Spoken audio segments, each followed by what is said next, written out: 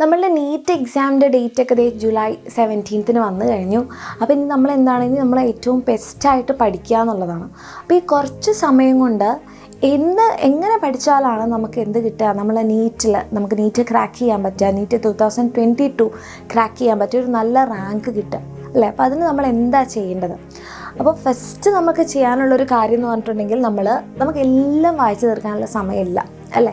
അപ്പോൾ നമ്മൾ എന്താ ചെയ്യേണ്ടത്? നമ്മൾ ഇമ്പോർട്ടൻ്റ് ഏരിയാസ് നോട്ട് ചെയ്ത് വെക്കാം. അപ്പോൾ ഏതൊക്കെയാണ് ഇമ്പോർട്ടൻ്റ് ആയിട്ടുള്ള ഭാഗങ്ങൾ, ഏറ്റവും കൂടുതൽ ഇമ്പോർട്ടൻ്റ് എന്ന് പറയുമ്പോൾ നമുക്ക് ഇമ്പോർട്ടൻ്റ് എന്നൊന്നല്ല, ഏറ്റവും കൂടുതൽ ക്വസ്റ്റ്യൻസ് റിപ്പീറ്റഡ് ആയിട്ടുള്ള ഭാഗങ്ങൾ ഏതാണെന്ന് നോക്കി വെക്കാം. ആൻഡ് മാക്സിമം നമ്മൾ എന്ത് ചെയ്യുക, പ്രീവിയസ് ഇയർ ക്വസ്റ്റ്യൻസ് ചെയ്യുക. Okay, maximum previous year questions ചെയ്യുക. ആൻഡ് നമ്മൾ ഇനി പുതിയ കാര്യങ്ങളൊക്കെ പഠിക്കണം, പക്ഷെ നമ്മൾ പഠിച്ചു തന്നെ നന്നായിട്ട് റിവൈസൊക്കെ ചെയ്യാം. ഓക്കെ, അങ്ങനെ നമ്മൾ നന്നായിട്ട് പഠിക്കുകയാണെങ്കിൽ നമുക്ക് എന്തായാലും നീറ്റ് ക്രാക്ക് ചെയ്യാൻ വേണ്ടി പറ്റും. ആൻഡ് നിങ്ങൾക്ക് ഒന്നുകിൽ നമ്മളുടെ നീറ്റ് ബൂസ്റ്റർ 2022 നമ്മളുടെ ക്രാഷ് കോഴ്സിൽ ജോയിൻ ചെയ്യാം.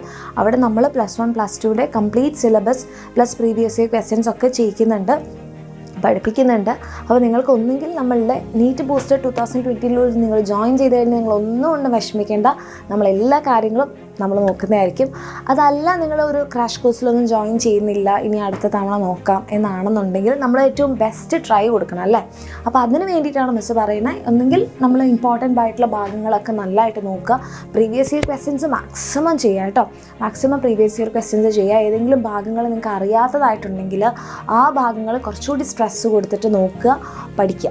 ഓക്കെ, ആൻഡ് അങ്ങനെ പഠിച്ചു കഴിഞ്ഞാൽ നമുക്ക് എന്തായാലും ഒരു നല്ല റാങ്കിലേക്ക് എത്താൻ വേണ്ടി പറ്റും. ആൻഡ് അങ്ങനത്തെ കാര്യങ്ങളൊക്കെ ചെയ്യുക. ആൻഡ് നമ്മളുടെ ബാച്ചിൽ ഇനിയും ജോയിൻ ചെയ്യാൻ ആഗ്രഹമുള്ളവരാണെങ്കിൽ ഇവിടെ താഴെ നിങ്ങൾക്ക് നമ്പർ ഉണ്ടാവും, ഈ നമ്പറിലേക്ക് മെസ്സേജ് ചെയ്യുക, വേഗം തന്നെ ജോയിൻ ചെയ്യുക.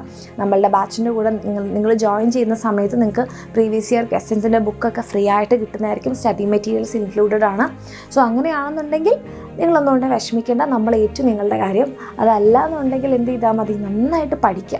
ഓക്കെ, ഇങ്ങനെ നോക്കുക, നമ്മളുടെ NCERT ടെക്സ്റ്റ് ബുക്ക് നന്നായിട്ട് പഠിക്കുക, അതുപോലെ തന്നെ ഇമ്പോർട്ടൻറ്റ് ഭാഗങ്ങൾ നോക്കുക, പ്രീവിയസ് ഇയർ ക്വസ്റ്റ്യൻസ് മാക്സിമം ചെയ്ത് കഴിഞ്ഞാൽ നമുക്ക് നല്ലൊരു റിസൾട്ട് നമ്മളുടെ ഈ ഒരു കുറഞ്ഞ സമയം കൊണ്ട് നമുക്ക് ഉണ്ടാക്കാൻ പറ്റും.